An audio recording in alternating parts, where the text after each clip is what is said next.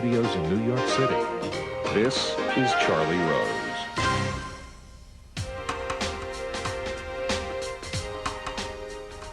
Stephen Gaghan is here. In 2001, he won the Oscar for Best Screenplay for the movie Traffic. His new film is Syriana. He is both the screenwriter and the director. The film's ensemble cast includes George Clooney and Matt Damon and Christopher Plummer. Here is the trailer. Fascinating film. I'm pleased to have Stephen Gaghan here to talk about it because he just returned from Washington, where he screened it for all the people in the nation's capital. Welcome. Yeah. Part of it's located in the nation's capital. That's true. It's true. So what happened? How was it when you screened it for the Washingtonians, the politicians, and the K Street people? We had a whole bunch of different screenings. Tell you, some of the conservative think tank people walked out in the middle. Oh, they did? That's impolite, in my opinion, but I you know, it's, if you don't want to hear and you don't want to see, you can. The Saudi ambassador saw the film. Other ambassadors, a lot of members of the intelligence community, congressmen. It was really exciting. We had some very spirited question and answers, and I got to have some great luncheons with some staffers from the White House, from people at the NSC, and I got to keep talking about the same issues and get that real Washington policy perspective. Across the spectrum. Well, first, tell me what the film is about. Well, it looks at a system. In the wake of 9/11, I think I had the response everybody did. I was, scared. I felt attacked. I felt patriotic. One of Osama bin Laden, even his first statement was, "Get your planes out of the Holy Land." And I have to confess, I didn't know what he was talking about. I didn't know sort of what planes, what Holy Land. And it seemed like something so momentous had happened, and I had just missed the thread. And so I started digging into it. My way in was through this middle-level CIA guy who'd been our CIA. Now, when you started digging into it, did you have a movie in mind, or you just wanted to explore whether there was a movie here? These things happen gradually, and they happen all at once. It's really a strange process. When I was researching Traffic in '98, I think I told you, I went to the Pentagon, and I was going to see the Bureau of Counter-Narcotics, and I'm in one of those long hallways, and there's nobody a mile that way and a mile that way. It's just me. Click, click, click, click on this pad, And I stop, and I find the door, and the sign says Bureau of Counter-Narcotics and Counter-Terror, and it had linked these two ideas, the two wars. That's '98. Suddenly this war on terror kicks up, and I'm thinking back to that time. And I just, I'd always been interested in energy. I read Bob Bayer's autobiography, and there was a part in it on campaign finance reform. So now I've got war, I've got energy, I've got campaign finance reform, and I've got a mid-level CIA officer who's slightly disgruntled. And who is Bob Bayer? He was a guy, he infiltrated Hezbollah in the 80s in Beirut, had a lot of experience there, Lebanon, and then he was our Iraqi bureau chief in the mid-90s. So he actually, Chalabi was an agent for him at one point. He crossed so many different worlds. He knows oilmen, arms dealers. Even though Chalabi was not in Iraq at the time? No. He was in London or somewhere else. And there was a lot of hoo-ha about whether he was passing information to the Iranians, et cetera, et cetera. But anyhow, Bob was mixed up in that somehow. He's mixed up in all sorts of things. And his Rolodex is filled with people that you just can't imagine. I mean, you just don't figure it. You're like, mid-level CIA guy, and he knows Persian Gulf royalty on a first-name basis, and billionaires you read about in the paper, guys from the oil business, the arms business, and he calls them on their personal cell phone, literally, calls them, pick, ding, ding, ding. Hi, Bob. Hey, oh, great to hear from you. Sure, going out with the family on the boat tomorrow. Why don't you come? Oh, you got a Hollywood screenwriter with you? Well, all right, bring him along. And, we're on the next day, back of a 300-foot boat, getting served buffalo mozzarella by like 7 blonde-haired Yugoslavians. It's incredibly strange. So you're already impressed by the fact that this guy's wired like you've never seen it. I'm thinking, as a screenwriter, I haven't seen it done right in movies. I've never really seen I never understood what a CIA guy does. What does he really do? What is human intelligence? And what it is it's a whole series of relationships predicated on long-standing friendships, and I scratch your back, you scratch mine. Heads of terrorist organizations, shady guys. And he can go to them and he can say, I've got one question. And then they say to him, and I've got one question. And usually they're speaking Arabic or Farsi, but they're answering the question. And it really... Yeah. You said that CIA agents are a little bit like Hollywood agents in that they are a nexus for information. They're That's constantly right. trading information, receiving information, giving more information to somebody else in exchange for information right. they can give back to the original person that gave them the best information. That's right. And he had this skill, too, that I noticed that I was really impressed by, and I think George captures this in the film beautifully, which is he can blend in anywhere. You know, this is millions of dollars of training by the U.S. government. I mean, he's a master at, like, misinformation and this kind of stuff. And I'm watching him with all these sort of peer groups of his, and he just, like, blends in. You don't see him. You're like, where's Bob? And he's over there speaking Farsi with, you know, a bunch of housewives. When did he leave the CIA? In the late 90s. Because? You know, there was a sort of dust-up involving him and the National Security Council. He was accused of a felony of attempted murder of Saddam Hussein for some actions that took place during a coup in Iraq in either 95 or 96.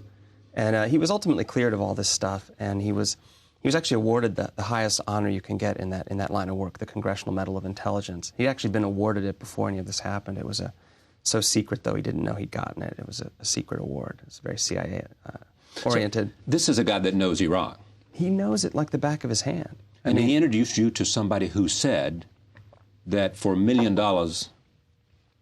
they could overthrow Saddam. Not this man himself saying that he could do it, but saying that that's about all it would cost. That people disliked him so much, it wouldn't take a whole army to come in. That actually it was a much simpler thing. That had been Bob's own experience in the mid-90s when actually there was a sort of a coup that happened and Saddam was almost overthrown. And then he went out and killed all the people that tried to do it. Yep. So and use it as an excuse to round up all sorts of other people that had nothing to do with it. So this is after 2001, Yep. September of 2001. How long does it take you to do the research, and how long before you sit down and start writing your screenplay? That's a good question. It's a lot of reading and a lot of interviews. You know, I go around with these college rule notebooks. I meet people like yourself. You know a lot of the people in this world, and so I might call you up someday and go, tell me, what's your impression of, somebody, I don't want to say a name, but I write it down, and it all goes into the hopper, and then there's this a gestation period, where you're just sort of banging your head against the wall, thinking, It's just all sort of churning itself around in your head. It'll never make sense. This will, what am I? It's a giant system, and it all seems linked, and all the players know all the other players, and the world is very small. The decision makers in the Middle East and Washington, the guys that affect, they cross paths, they know each other, and how to capture that. And so there's a settling period of about a year. And then it's like a black art. I don't know what happens. Stuff just pops out. They start crossing the stories, the characters come alive. Do you begin with an outline, or do you begin with a first scene? A first scene. So you have to get going with a scene. I have to get the absolute detail of life. It has to feel like life. Like the characters have to be talking. They have to be vivid. They come alive. It's like transcription. I just hold I hold the pencil and something starts happening. Like like watching a stage play. And do you go all the way through to the end of the film? Oh, I wish. No. You go off in blind alleys. You follow these characters and you write and write and write. And you might create 100 pages and realize you only get to keep 20. And then you're working on another storyline and they cross and you realize you have 5 storylines, only you can keep 4. And then another thing pops up and it ends up in this massive mess. You always wanted to direct this film? I did, yeah. Yeah. And you always, when you delivered the script, it was the understanding that you would direct Yep, it? absolutely. And there was no question that was okay with the people who were going to finance the film? I never heard any. I can imagine, though, there were some backroom conversations where it was like Steven Soderbergh and George Clooney talking to the powers at Warner Brothers, and they're like, so 220 locations all around the world on 4 continents in 5 languages. $50 million. $50 million, and it's Gaghan. That's what you're telling me. Gaghan. How many movies has Gaghan done? And we're going to have Gaghan do it. We're like, how about Ridley Scott? 220 If not Ridley, how about Tony Scott? How about a Scott brother? And they're just going, Gaghan can do it. Gaghan can do it. So George and Steve were behind you from day one? Yep. And believed in you? They must have. From the script or just confidence in you? We made the deal predicated on me directing it before I'd ever written it. I think Stephen and I had a relationship coming out of Traffic, and we knew each other pretty well, and we'd become friends. But he really went to bat for me. Stephen, and he helped, all the way through this movie. His expertise, his knowledge of filmmaking is extraordinary. So you decide that Clooney's going to be in it. Yep. And he's going to play a character based on Bob Baer. Right. But Bob Baer doesn't look like George Clooney. I would guarantee you, there are no CIA officers that do what Bob does that look like a movie star. It's just not. Bob's quite a handsome man. No offense, Bob, if you're out there watching. But you know, the thing about movie stars is they're extraordinary, charisma and this thing that happens, and they get to score the touchdown. Right. They get the girl. They get the prettiest girl. You know, and the team wins, and that's why you go to a movie star. You don't go to a movie star for that characteristic that Bob has, the ability to blend in anywhere. Tell me the characters. You got Matt Damon plays. He plays an energy analyst in Europe. He's at a trading company. He's like kind of the, you know, he's a seer in the oil business, the guy who's going to tell you what's going to happen to oil prices. And he's married to Amanda Peet, his wife. They have 2 children. There's Jeffrey Wright, who plays a lawyer in Washington. He is a father in the movie, but he's trying to help these 2 oil. Father's alcoholic, and he's always sitting there when he gets home. He's got some issues. Was it alcoholic? I'm not. Yeah. And then you've got Christopher Plummer. Yep. Christopher Plummer plays sort of one of these Mandarin lawyers that we could probably name 10 names of right now that are always in Washington. They have their firms divided down the middle with Republicans on one side, Democrats on the other. They cross all the administrations. And what's your moral judgment about lawyers like that in this movie and otherwise? I try not to have a moral judgment on them. I think they're a fact of life, and they exercise a tremendous amount of power. And I heard stories that would curl your hair. Truly, you'd have curly hair, and it's just interesting, you know, that these men can represent inside one law firm. They can represent Gulf, like Saudi Arabia, and an oil company, and you know, a military contractor, and be the private lawyer of a senator. You know, and it's one nexus point, and it's just an interesting feature to Washington. I heard a lot of stories about a man, actually, who he's a well-known lawyer, but this is something that was said about him that's an amazing thing. He's a partner at one of the big firms, and it was said that if you wanted information about the Middle East, if you were, say, the Vice President of the United States, and you wanted information about the Middle East, you were better off going to this lawyer, one lawyer, than the entire CIA. Because he could make one phone call to some client he had. His information was better. His information was better. Now, why was that? One lawyer. It was said by a bunch of different people to me that he was better connected in the Middle East than the entire Central Intelligence Agency. And what kinds of clients did he have? Middle Eastern countries or oil companies or everybody? You know, princes and everybody else. Yes, all the above, and 100 more. The engine that drives this story is the fact that there are 2 princes who want to succeed their father, the emir of an emirate, and they've got a lot of oil.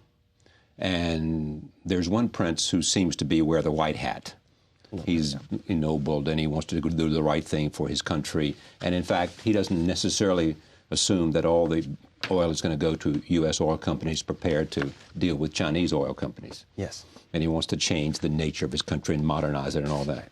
The other prince, who is his brother, is what? A weaker-willed character, somebody who has a price. That's the role that Christopher Plummer plays. The lawyer. The lawyer. Who knows how to get to him and wants to help him. He gets to him, and he just sort of says, you know, if you're a king, you need to tell me what it is you really want. And it's sort of an elliptical thing. I think one of the interesting facets about all these people in Washington that I met is that a lot of them is that they learned how to talk in a very specific way, and that nothing is ever direct. Nothing's really ever on the record. Everything is imagining some future hypothetical grand jury subpoena. And so the language is all directed in like, I know you understand what we're talking about. I know you'll do the right thing. You know, it's very much by implication. And so that scene between the 2 of them where he propositions him, I love, because it feels very true to me. Most of the dialogue that you have written came out of conversations from people who somehow were involved in all of these kinds of stories. A lot of it, you know, I traveled around and I saw people and I got the sense of their voices, and then I extrapolate out. You know, I hear the way they talk and I mimic it. All right, here's a scene with Matt Damon playing the oil analyst who has gotten to know the good prince, as we might say in this case, or the strong prince who, in the end, is not supported by the CIA and not supported by oil companies who do not wish him to succeed. Here it is. But why would you need an economic advisor? 20 years ago, you had the highest GNP in the world. Today, you're tied with Albania. So, good work. Your second biggest export is second-hand goods, followed closely by dates, for which you lose 5 cents a pound. You want to know what the business world thinks of you? We think 100 years ago you were living out here in tents in the desert, chopping each other's heads off, and that's exactly where you're going to be in another 100. So now you're my economic advisor. Why don't you tell me something I don't already know?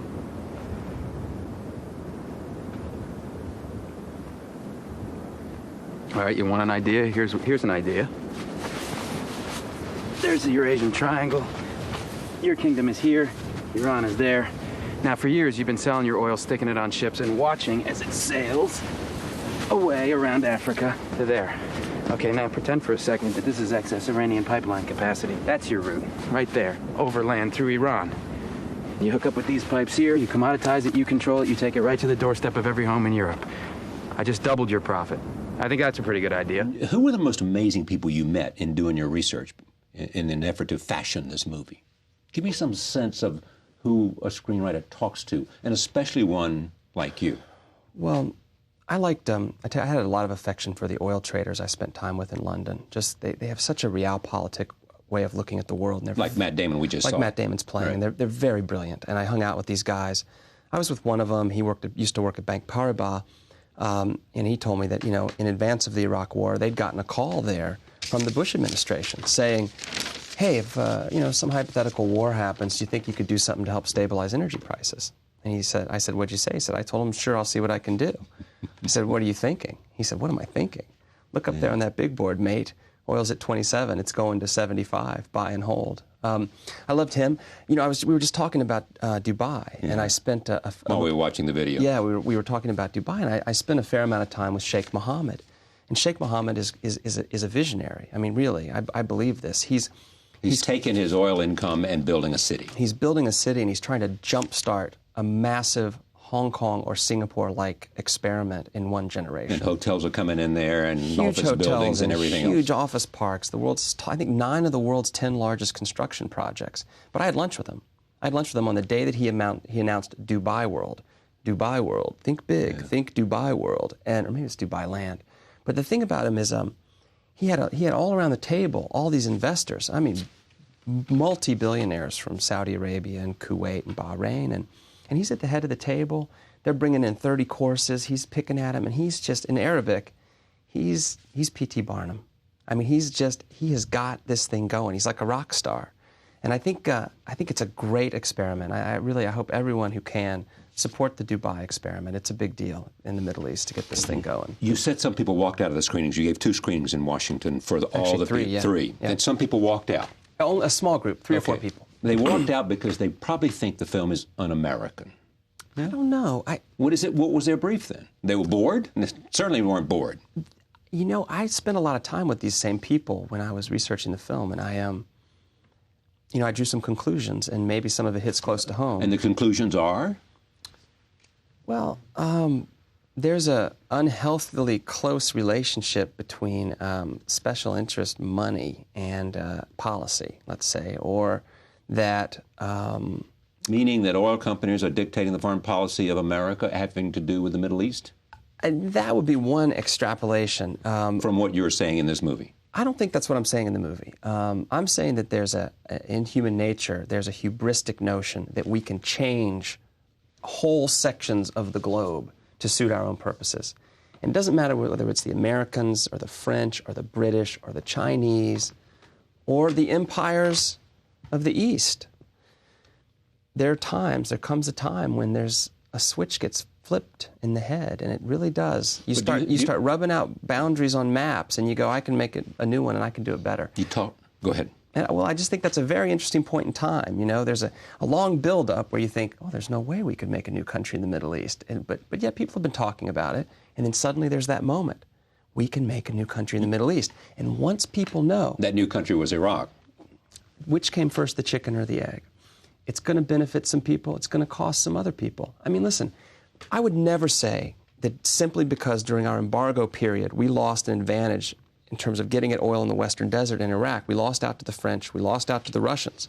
That's a fact. We had an embargo, and those guys, because those guys are as corrupt. The oil companies of Europe do far more inducement, in my opinion, than American oil companies do. Our house is far more clean in terms of looking at the global energy business. The oligarchs in Europe, yes, in Russia. Absolutely. And so you have to take it as a global whole. But what's so amazing is, you can sit on the sidelines and go, hey, if you reset the table in Iraq, American oil companies are going to get first Okay, dibs. but that's exactly where I wanted to go. I Right. mean, are you saying that? That's not what I'm saying. Okay. I'm saying you could have that. I think that history would justify someone saying that's a fact to history. That is something that happened. That has happened. Now, I don't draw from that and say that's the reason we went into Iraq. Not at all. No, but you talk to people like Paul Wolfowitz, who was shaping the policy so much more and making the complicated. arguments to Rumsfeld and Cheney and others. And what did Richard he say to you? Pearl And Richard Pearl. Yeah. What did they say the war in Iraq was about? That we were in a civilizational struggle. That we had, That if they could change the regime in Iraq, they could change the Middle East. But That it's democracy would make everything The timing better. of who you're talking to and when is very interesting, because Wolfowitz and Pearl were saying the same thing for a long time, coming out of their think tanks and where they were working, right? But for some reason, the administration couldn't get, their reasons for going in shifted. We started with one reason, we went to another reason, we went to another reason. Al-Qaeda connection, weapons of mass destruction, democracy experiment. It's a little strange to me. But, totally in Wolfowitz's favor and in Pearl's favor, they've been remarkably consistent saying that we should try to start a democracy in Iraq. And a lot of years of public service to the government and, let the chips fall where they may. I don't think it's going to work personally. Have you heard from any neocons and any of the people who helped shape the beginning of this war and who may still be involved in it, who have come and seen your film and had a response? I think that's coming. I think because it wasn't open in Washington yet, so I think probably we just had 3 screenings. We did, but the guys you're talking about came last night, so it's just really last night, and I'm hoping that I'll start to hear some feedback over this weekend. I'm very excited. I am dying for Dick Cheney to see this film, and I mean really, I want. Why do you want him to see it? Because there's so many of the issues he knows so much about. He's the world expert on this. I mean, we're talking former CEO of Halliburton. He's involved with the Iraq War. We got oil policy all over the globe. He was involved with the war in '91. War in '91, and it's like I'm like, hey, I'll pay for the print myself and bring the Jiffy Pop. No problem. Have you made that offer? I did through someone who used to be his director of communications last night. I was saying, you've got to tell him, I'll bring the print and the Jiffy Pop anywhere. Don't have to put it on the American taxpayer. Don't have to put it on Warner Brothers. I just would love to have that experience. And they said, you know what they said he'd do? They said he'd watch the film, he'd say, thank you very much, look at his watch, and leave. Are you making a judgment about the system? Are you saying something's wrong here? Yes. Yes, I think I am. I don't want to duck that one. And so what is it you're saying is wrong? That too many powerful people are acting not in the national interest? That's part of it. I think that's part of it. And I think that this Randy Cunningham is an example of something of a culture in Washington that's Congressman and former Vietnam pilot. Who living on a yacht paid for by a military contractor, driving a Rolls Royce paid for by a military contractor, broad daylight, driving up to the hill, living in the Potomac Basin. No possible way this guy can afford this stuff. And yet no one's saying boo. Well, no, they indicted him.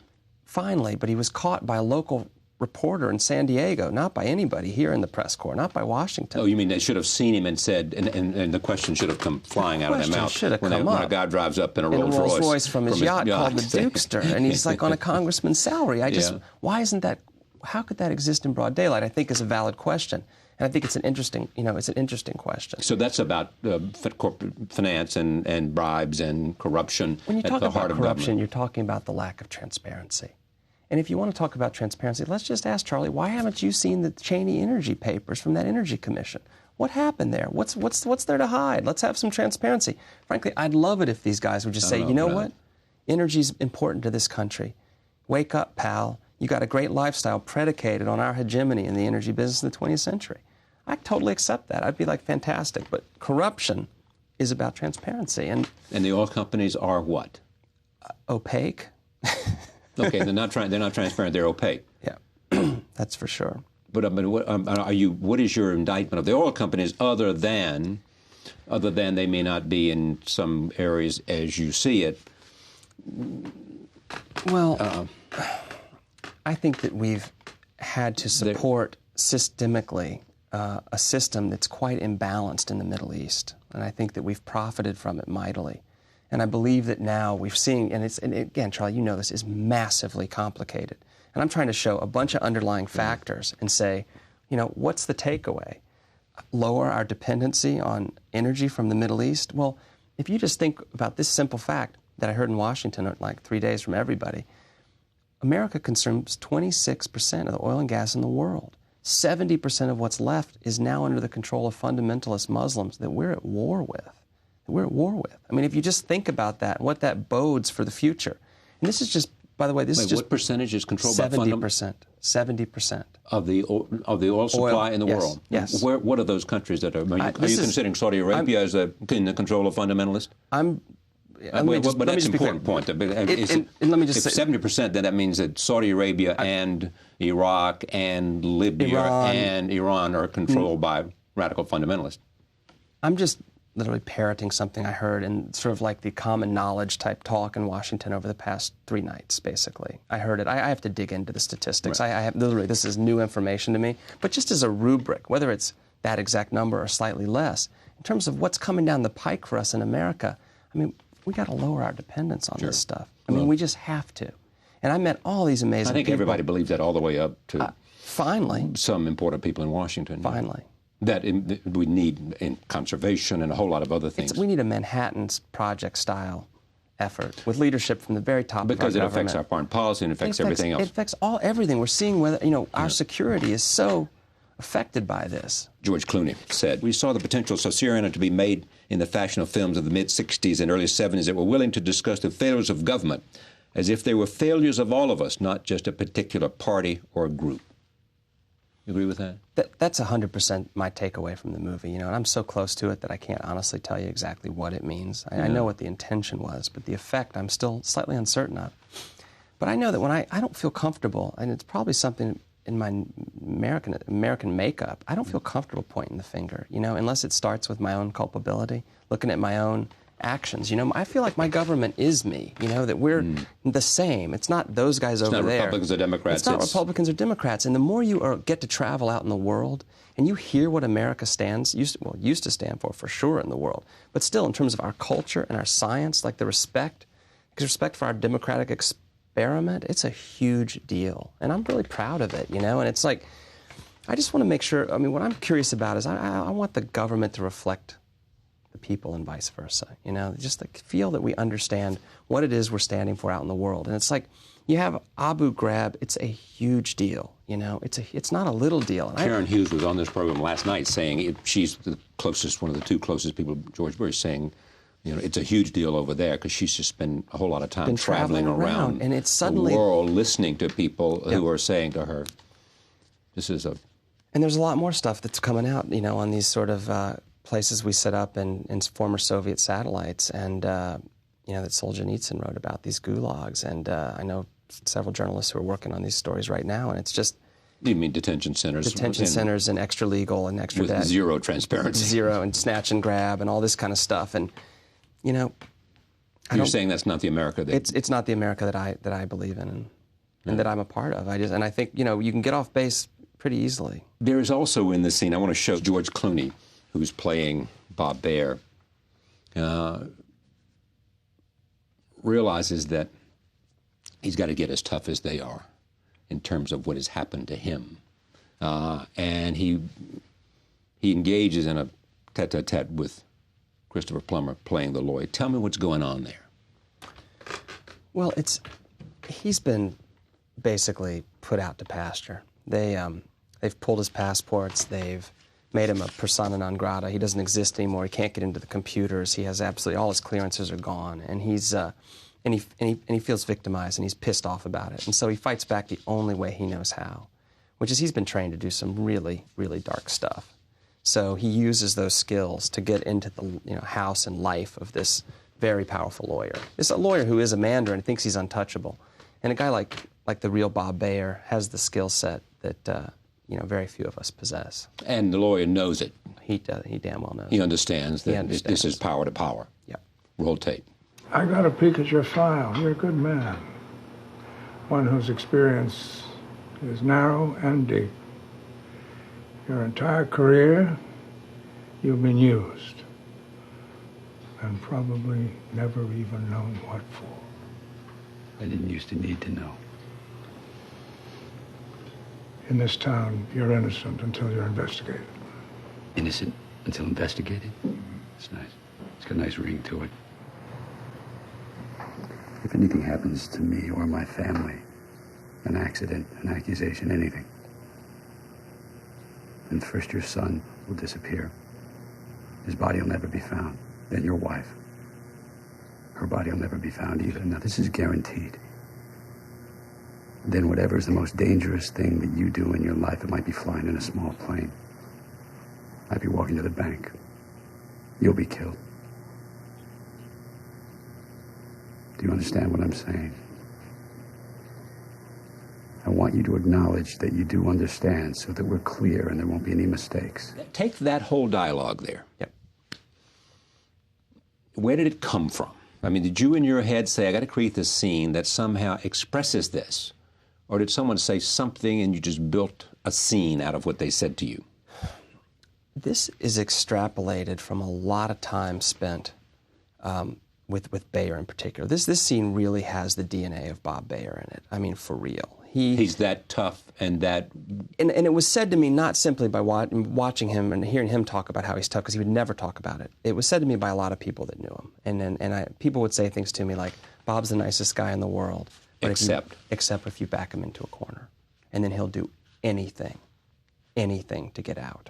That was a former head of Syrian national intelligence who said that to me about Bob. Is he still head of national intelligence in Syria? It's actually been a huge deal. He's been going through a lot of stuff. He's not anymore. The Syrian, the former head of intelligence? Yeah. Because having to do with the assassination of Hariri? Absolutely. Yeah. It's a very complex situation. I don't know enough to really talk about it, but he's absolutely there. This person has been caught up in it 100%. But Bob, you spend time with Bob, and he talks, little things sort of dribble out of his mouth periodically about small planes and just acts of terror and how easy it is to do this, that, or the other thing. And they're quite specific, and it's very unsettling. I'll never fly in a small plane again, by the way. Just no small planes for me. Why not? It's too easy to bring them down and make it look like an accident. I just heard too many examples of it. Bayer made me completely paranoid. Tell me the story about how, is this a true story? Because Bayer had a connection to Hezbollah. He knew Hezbollah. And you're in Beirut? Yeah. And they want you, and they forgot to tell you this, but they set up a scene where you can go see the spiritual head of Hezbollah, or the operational head of Hezbollah. Right. Tell me the scene. This is what happened, not in the movie. No, this is what really happened. I arrived in Beirut, and I got a phone call. I had a cell phone, first time, international cell phone, and it rings while I'm in line clearing customs. Ring, I'm like, oh my God. Hello? And the guy says who he is. He's an acquaintance of Bob Bayer's. He hasn't talked to Bob about this. He's just an acquaintance of an acquaintance, knows Bob. Now remember, Bob's a guy who infiltrated Hezbollah in the 80s, wrote a book about it. That's the #1 bestseller in Beirut right now. The guy says to me, I've got something very special you can do, but I can't tell you what it is, and you have to do it right now. I said, right now? He said, right now. He said, my driver's out front of the airport. He'll take you. I'm like, I got to take a cab. I can't go in the back of a car. He goes, no, if you don't come with my driver, you can't do it. I get in the back of the car. We're driving down the main road from the airport. Do you think this was smart or sane? It was a bad idea. I mean, it sort of felt, he was so rational on the phone, but the whole time in the back of my mind, I'm remembering these things. But did you ask, what's the payoff here? Why should I do this? He's saying, what's so good about what's going to happen to me that I'm willing to put myself in the backseat of a car of somebody I don't know to take me somewhere I don't know where I'm going, to happen to me something that I may not like? That's why you're a great journalist. You ask the right questions. See, I'm a screenwriter. I just thought, Beirut. No, you thought, this may be a contribution to my story. This is going to. And I'm not going to say no to this opportunity, even though bad things might happen to me. Yeah, that's what I thought. So what happened? I get in the back of the car. We're driving down. It'd be like literally driving. It's the strangest thing, because we're driving on this main highway leaving the airport. It's the big road that goes into Beirut. And it'd be like leaving JFK on a big highway, right. And there's no exit, but you just decide to take a right. So the car just drives right off the highway. Literally, just whoop, right off the road, down onto a side street. Not a real exit, just onto a side street. We're going through a neighborhood. Suddenly I notice that there are guns in people's waistbands. It's surprising. People seem sort of paranoid and on edge, guys with rifles. Looking all around them all the time. All around, looking at me, looking, guns, people on roofs with guns. And I'm looking at this, and my brain is working in slow motion. Wow, those are people with guns. And then I look through the front of the car, and I see a gate coming down. I'm like, that looks like a private gate on a public road. And it's all in slow motion. Car slows to a stop. Suddenly another car whips up across the side of the gate. People start coming around to my car. They're opening the back seat, the back door. pulling me from it. They're speaking Arabic. They have guns in their waistbands. They're being polite. I have no idea what they're saying. They take my backpack. They take my bags. They take my They take my pins, my belt. And they start leading me away from the car with the driver that I know. And we get led around to the other side. And I'm looking back at him, and he's just like, he's not going, yeah, great, everything's great. It was really unsettling. They put me in the back of the car and put a blindfold over my head. And a blindfold over your head? Yeah, it was like a bag. Right. And I'm just thinking, one, you have to remember every moment of this. This is the most incredible thing. And then, I mean, what I was thinking is, you have set a world record for abduction. You have not been in Beirut for 15 minutes. No, that's right. You were in the airport. You were sitting on your plane. Well, you thought you'd bought, this was it? That you were a hostage? There were mixed signals. I knew so little about the Middle East at that point. But no one said to you, I'm taking you somewhere where you can't see what's going to happen, so therefore we have to go through this. Nothing. Bear with us, trust us. Nothing. It's going to be okay. Nothing. We're not going to do any harm to you. Nothing. They never said any of that? Not one word of explanation. None. Zero. I didn't know I was going to see Hezbollah. I had no idea what was going on. I mean, literally, no one, it was so startling, and it was so fast. It happened so quickly. And then I was being led from the car, and I couldn't see, and I was led up these steps, and it was a low building, like it was a 70s-style architecture, cool couches. They pull the thing off my head, and I see two young men about my age cross to each other in the distance with guns and tell some story and laugh. I look, there's opaque glass this way, and shadows are moving behind it. And sitting across from me are what looked like three farmers waiting to have some kind of meeting, and they offered me tea. I sit for a bit. Door opens, they wave me in. I go in for this meeting. I sit there across from this man. No one speaks English. I speak no Arabic. I wait. We're all looking at each other. And after about 5-10 minutes, in comes the man who called me. And he says, I'm so sorry I'm late. This is a great honor. You've been granted an audience. With Saeed Fadlallah. Who is? The spiritual leader of all of Hezbollah. He's a Muslim cleric, very well respected. And Bob told me, Bayer told me recently, he said, that's a standard security precaution they've been using since the mid-90s. And he accuses the CIA, and the way Bob put it, he accuses the CIA of trying to assassinate him. There was a bomb in his entourage. It blew up and killed 80 people. And so, as Bayer says, his paranoia is somewhat justified. Read into it what you will. A bomb blew up 80 people? Yep, killed 80 people. Okay, so what does he talk to you about? What does he say to you? What's the conversation? So the guy comes in, who's a great guy, and I'll translate. Ask anything you want. I'm so out of my element at this point. So he talks, and the first thing he says is, I really liked the film Traffic. I enjoyed the film Traffic. Film is an uncensored art form in America. I'm like, why, yes, he said? Yeah, film is an uncensored art form in America. So you told the truth, and he knew you told the truth. And I said, well, I think that's relatively true. It's a great thing about the art form. It is relatively uncensored. And what did he know about you at that time? I think he just knew that I was the screenwriter of... Come on. I mean, he would not let you come in for that kind of audience just knowing you were a screenwriter. You had been vetted. You had been checked out. That I was working They probably on. went to see Bayer somehow set this up in some way. Yes or no? Probably not. It had an element of randomness. Stop. This guy set it up. This man who was trying to help me out. I think he pulled some strings. Oh, he's the guy. The acquaintance of the acquaintance. Okay. Pulled some strings, I think, and made this happen. As a favor, he had some connections, and he was able to set it up. And they used, not knowing me, they used a lot of security. And what was their motive? I mean, you're a screenwriter. He said, I think it's important if you're going to do a story set in this part of the world that you get it right. Do you think Hezbollah is misunderstood in terms of the American perception? I mean, they constantly say it is part of the American government's refrain that Hezbollah is a terrorist organization. They accuse the Iranian government of supporting terrorism because they support Hezbollah. Now, Hezbollah also is involved in politics, and so therefore they say... Well, I'm hearing that the Iranian government now supports Hamas and Muslim Brotherhood and all sorts of people, and Hezbollah, That's not absolutely. My point, Yeah, but absolutely. And, again, I'm steeped in what America says about Hezbollah. Right. So what I'm seeing on the ground is he launched, his next thing he said, I'm the first religious man in the Middle East and in the Muslim faith to issue an edict, a fatwa, on cloning, Dolly the sheep. And he said, I'm very proud of my fatwa on cloning. I believe it's okay for healthcare for humans, but not to replicate humans. Now I'm sitting here, I'm thinking, what on earth? This is so surreal. Traffic, cloning of Dolly the sheep. You know, third thing he says, I mean, imagine these sentences one after the other. I've started a chain of orphanages financed by the Japanese.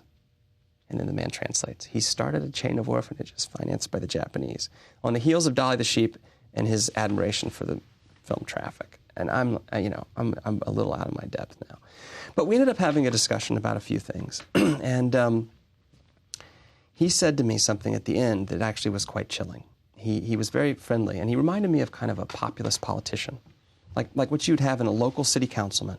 The people waiting outside reminded me of people who'd be going to see a councilman in Louisville, Kentucky to get some local grievance solved. You know, that's what it seemed like. I'm meeting with him. While I'm meeting with him, the generator goes out. You hear it go down. You know, there's power shortages. The air conditioner goes off. It's dead silent. All the guys with guns move a lot closer to me. It's sort of murky dark. You can hear chickens clucking and dogs barking. There's this pause. We all sit quietly. Then suddenly you hear the generator go back up. Someone flips a switch. The air conditioner comes back on. So what was it about? It's sketchy power. I mean, I love it. No, I see. They don't have a solid electrical grid there. Right, okay. Just that simple. It's that simple. So he says to you something that's interesting. He said, I believe the American people are good people, a warm people. They've been a great host to 10 million Muslims, 10 million of my people. I have many followers in the Detroit area alone.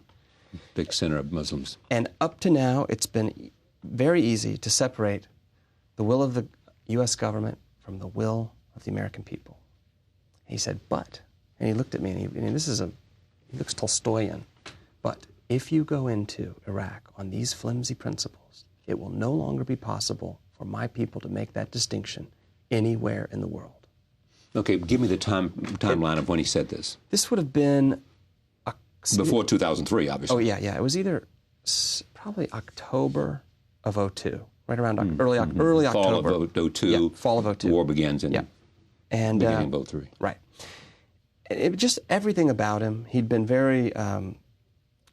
he'd been, like I said, like a local politician, and suddenly it changed, and it was very chilling. It was very much a threat. And I was put on edge. I was put on edge. All right, let me transform this to something that's in the film. There's a scene in the film in which Bob Baer's the character played by George Clooney, is being tortured.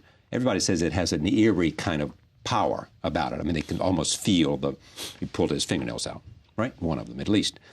You don't know why the guy who's doing it is doing it, because Baer, the Clooney character, thought he was getting... For hire. That's right. Yeah, he was for hire. He thought he was for hire, and he, in fact, had hired him in the past. That was business as usual. But there had been sort of a paradigm shift for this man. And also there's he was now some kind of believer, or... Exactly. All right. Exactly. So he wasn't for hire, in fact, so he double-crossed him. He did, and he was offended that he would think he could be for hire, even though he'd been paid off many times in the past. Then somebody from Hezbollah shows up to save him. Yep, who basically says... Because they're about ready to kill him, and he shows up. Now, is that somebody that patterned after anybody you met in this trip? Is that the spiritual leader, or that? I mean, it would be his representative, born out of the fact that, you know, if Bob was just in Beirut recently, and he went to see the same guy, and he said the security... The spiritual leader of Hezbollah. Yes. They still like him, trust There's him, a communication. have a relationship with him. There's some kind of communication and relationship that goes on. But Bob Baer no longer has anything to do with the American government, or not? You might know better than I would. I have no idea. I mean, he very well... I'm starting to He's think your everyone can be He's a your CIA. friend. Do you think he takes these kind of missions now on...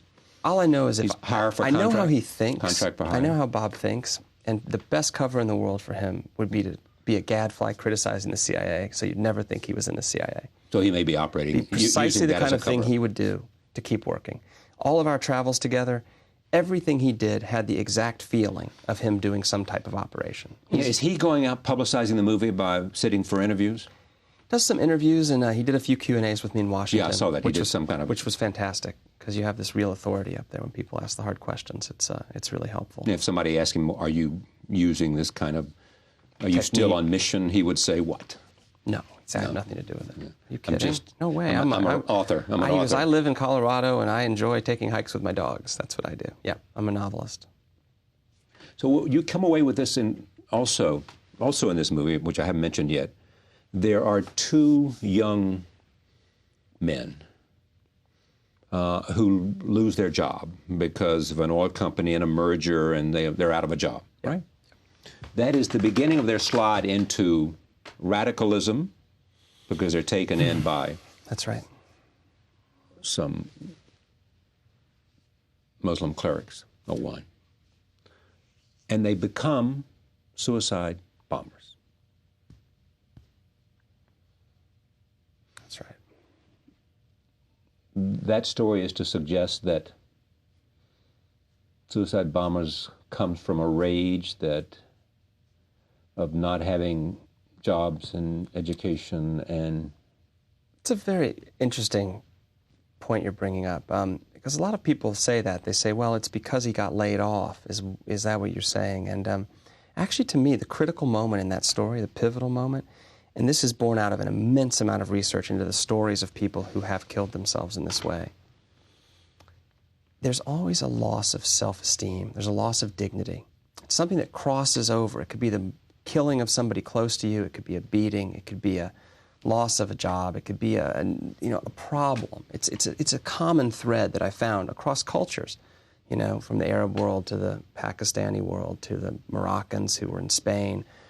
And so for me, the key moment in that storyline is when he's beaten with a stick, and he's really beaten badly. And that's the turning point, is that in total loss. I mean, these guys they have no legal rights inside this country. All these Gulf kingdoms employ these migrant workers. They're lining up to... And he's lining up to renew his, work visa, because he's laid off. And if you don't have a work visa, you're a disposable person. You can just be kicked out of the country. And there's a tussle, and he's beaten with a stick very badly. And for me, that's the moment. That he decides... That's the radicalizing moment. That's the radicalizing moment.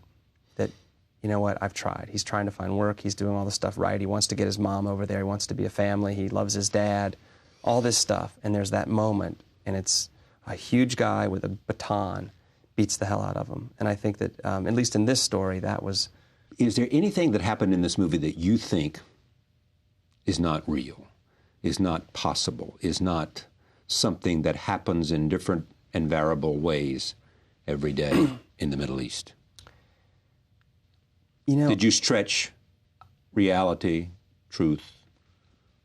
My general takeaway is, in fact, that reality was too strange. What I saw in general, I think if I dramatized it straight up, it would either be too much like a spy movie or a satire. So many of the conversations I was privy to, and the way people spoke, and the way in which power is utilized and talked about, I think is too bald. And so I dialed a lot of that stuff back. Unfortunately, I believe that most everything in the movie is actually possible, and may very well have happened at some point in the last 15 years. Did you learn things that you didn't think you could tell? Absolutely. I've lots and lots of things I don't feel comfortable talking about. There are a bunch of things... Without asking you to do what you've decided not to do, what kind of thing are you talking about? People who were murdered, people... Right. What? Right. People who were murdered, types of operations, the way that lethal authorities issued out of the White House, how these things get executed out in the field, coup d'etat, information on this interest, the real special interest behind coup d'etat all over the globe. The idea of coup d'etat is an amazing idea, and it goes on. I mean, I sat with a bunch of oil men, very powerful oil men. At a coup d'etat meaning overthrow a government. Overthrow a government. And I sat on Fifth Avenue, this 15,000 square foot apartment, just around the corner on Fifth Avenue, one of these brownstones. This guy owns the whole building, an oil man. And he and his friends played a little game at this table where they made a guess. They said, next country to be overthrown for its energy assets. And they all started throwing out Sao Tome, Equatorial Guinea. And the one guy who was having the party, the richest one of them all, he cleared the table and he said, you're all wrong. I can tell you which one it is. It's Nigeria. It's already happening. It costs $50 million. And then, I'm not kidding, not very long after that, there was Chavez and that huge dust-up and all that stuff going on. And with the people in the streets, he had said at this dinner party, I said, what? First question, what's the money for? Well, I buy media. I buy stories, and I buy op-ed pieces, and I buy front-page stories, and then I buy mobs. I pay off mobs to show up in the street on demand. That's what I do. It's verbatim. I sat there. Bayer was there with me. I wrote it all down in my notebook. I'm like, are you kidding me? And I just thought maybe these guys are showing off. Maybe they're just being big guys. And then Venezuela goes haywire. I don't know if it's a direct connection, but it was deeply unsettling. Is it anything about the movie you would change now because you've learned things subsequent to making the movie and writing the movie? Not in the storylines of the movie so much. I learned a lot about just the craft of making movies and the art of sort of drama. And there's something happens in a multiple narrative where you have so little space for each storyline that the plot and character fight each other. They fight each other for space in a way that's really interesting. And you think of how Omar Sharif is introduced in Lawrence of Arabia. It's that famous well scene. Oh, comes up. Yeah. Right. It's 5 minutes. The plot's moving forward, but the characterization is so precise that you know if 25 years later you think about that movie, you know who Omar Sharif's character is. It's done so well. And that's where the bar is set. And a great movie. Yeah, I didn't get there. So, thank you for coming. oh, thank you very much. Stephen Gaghan is the screenwriter. You remember him from Traffic. He is not only the screenwriter for Syriana, but also the director of the film. Many people are talking about it because it is one man's look at the way the world works. Thank you for joining us. See you next time.